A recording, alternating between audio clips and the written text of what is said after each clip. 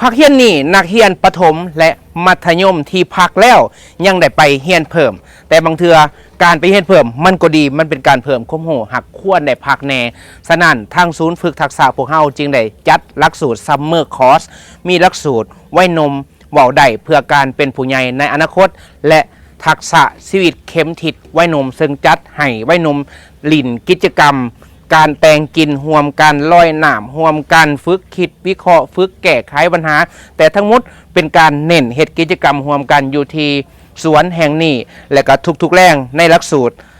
ทักษะชีวิตเข็มทิศวัยหนุ่มนั้นวัยหนุ่มจะได้ลอยน้ำเยาวชนจะได้ลอยน้ำฟรีถ้าหากว่าผู้ใดสนใจอยากให้